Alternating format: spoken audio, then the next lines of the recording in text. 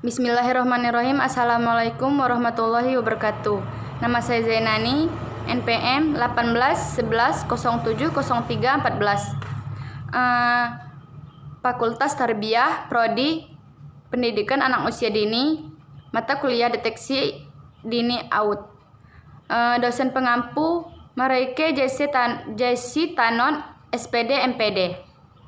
Baik, di sini saya akan merangkum dari kelompok 1 sampai kelompok 7, yaitu kelompok 1, tumbuh kembang anak itu terjadi pada saat pembuahan, yaitu terjadi pada saat bertemunya sel telur ibu dan spermatozoa ayah, di mana pertumbuhan dan perkembangan itu merupakan dua aspek yang berbeda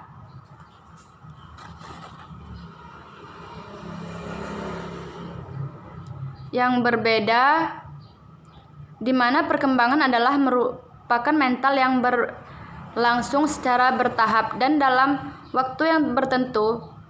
Jadi kemampuan yang sederhana sampai kemampuan yang sulit seperti kecerdasan, kemampuan, dan lain-lain sebagainya.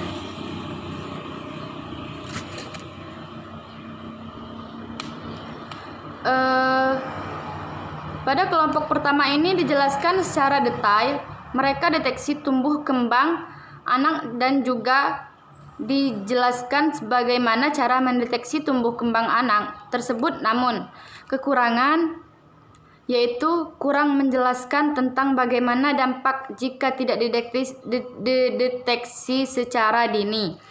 Rangkuman kelompok 2, materi tentang konsep kebugaran anak, kecerdasan, ilmu kesehatan, kebutuhan dasar anak yang harus dipenuhi dalam asah, asih, dan asuh. Kebutuhan asah adalah kebutuhan stimulasi yang dimana sejak dini hendak diberikan stimulus, agar untuk mengembangkan berbagai aspek perkembangan anak usia dini. Sedangkan ASI adalah kebutuhan kasih sayang dan emosi untuk anak, yang dimana anak itu sangat membutuhkan ASI ini karena untuk mengikat erat antara ibu dan anaknya dan untuk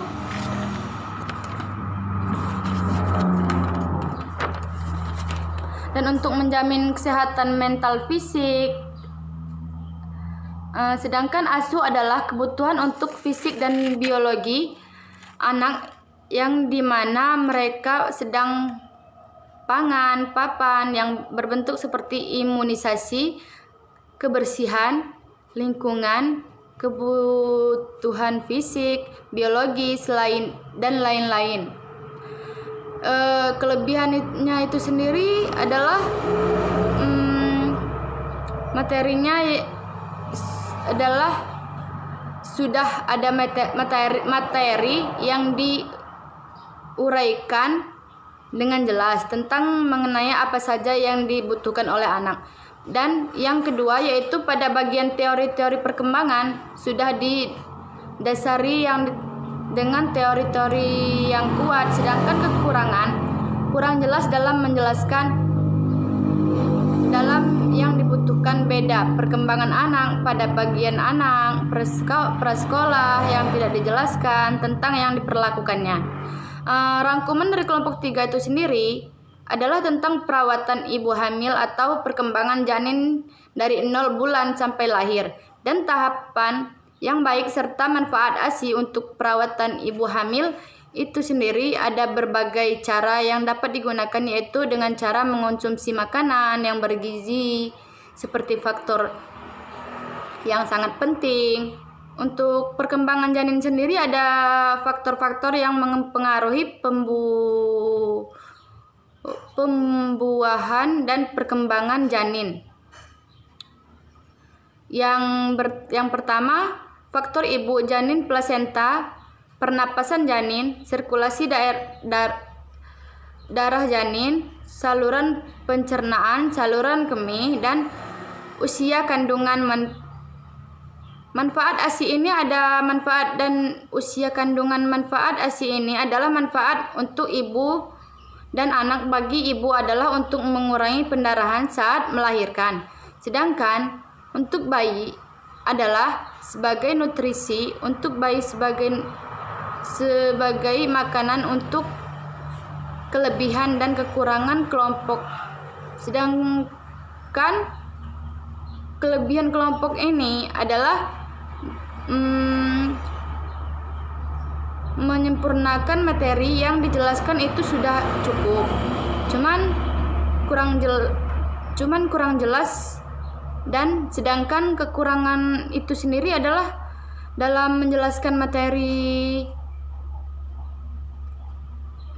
materi tersebut kurang diperkuat dengan teori-teori yang ada.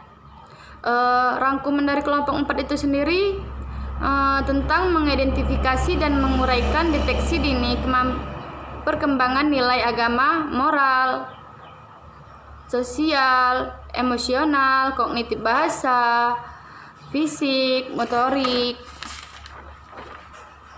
dan seni. Untuk aspek nilai moral dan agama dapat dilihat dari 2 indikator. Yang pertama, sudah bisa mulai meniru berdoa atau sesuai dengan agamanya. Yang kedua, sudah mulai memahami kapan mengucapkan salam, terima kasih, maaf, dan lain-lain. Sedangkan fisik motorik supaya untuk mengembangkan motorik kasar dan halus. Sedangkan perkembangan kognitif adalah mengembangkannya dapat dilakukan dengan 3 cara. Yang pertama, manipulasi atau meniru apa saja yang dilakukan oleh orang dewasa. Yang kedua, menguasai suatu aktivitas dengan mengulangi dengan kegiatan. Yang ketiga, memberikan makna atau kebermaknaan pada diri anak. Aspek bahasa adalah untuk meningkatkan, mencapai terdapat ada 4 indikator. Yang pertama, memainkan kata atau suara yang didengar secara berulang-ulang. Yang kedua, hafal beberapa lagu anak yang sederhana. Yang ketiga, memahami cerita atau dongeng sederhana. Yang keempat, memahami perintah sederhana, aspek sosial emosional. Sedangkan aspek sosial emosional itu sendiri dipengaruhi oleh beberapa faktor. Yang pertama, faktor keadaan, yang kedua dan faktor lingkungan. Faktor keadaan itu sendiri ada faktor individu, itu difaktori oleh usia, fisik, kematangan, dan lain-lain. Sedangkan lingkungan di sini keluarga termasuk dalam lingkungan keluarga yang difaktori oleh ekonomi keluarga, kebutuhan keluarga, dan sikap dan sikap orang tua dan lain-lain. Sedangkan aspek perkembangan seni adalah terdiri dari beberapa indikator. Yang pertama, anak mampu membedakan antara bunyi.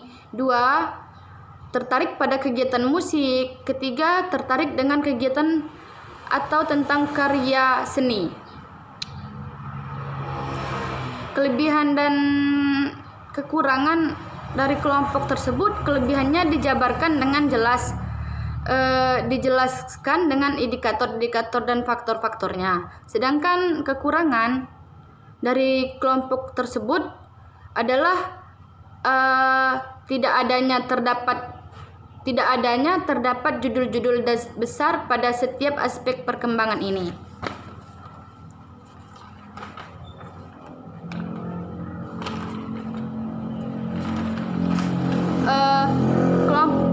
Rangkuman dari kelompok 5 itu tentang screening perkembangan anak. Kelompok 5 ini mereka melakukan screening pada anak. Mereka melakukan screening perkembangan kelebihan pada proses screening kelompok 5, yaitu dilaksanakan untuk mengetahui perkembangan atau pertumbuhan anak. Sedangkan kekurangan dan kelebihan dari kelompok tersebut, kekurangannya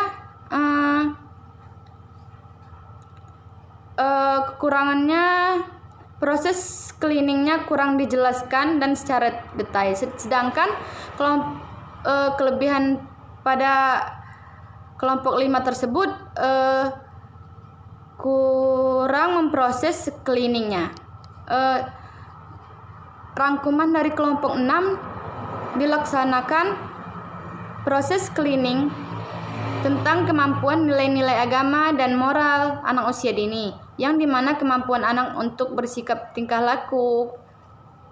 Dan untuk kelebihan dan kekurangan kelompok 6 ini, kelebihannya untuk mengetahui nilai-nilai agama dan moral pada anak usia dini.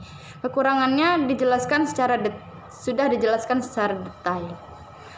Rangkuman dari kelompok 7 itu tentang proses kehamilan dan perkembangan janin. Kehamilan terdiri diartikan sebagai fertilisasi atau penyatuan dari spermatozoa dan ovum, yang dimana menurut kalender internasional kehamilan normal akan berlangsung dalam waktu 40 minggu atau 10 bulan atau 9 bulan. Kelebihan sudah dijelaskan secara detail. Ditambahkan gambar-gambar pada pertumbuhan atau perkembangan janin. Sedangkan kekurangan dari kelompok 7 ini kurang jelas dan dengan teori-teori tersebut. Baik, mungkin cukup sekian rangkuman dari saya. Wassalamualaikum warahmatullahi wabarakatuh.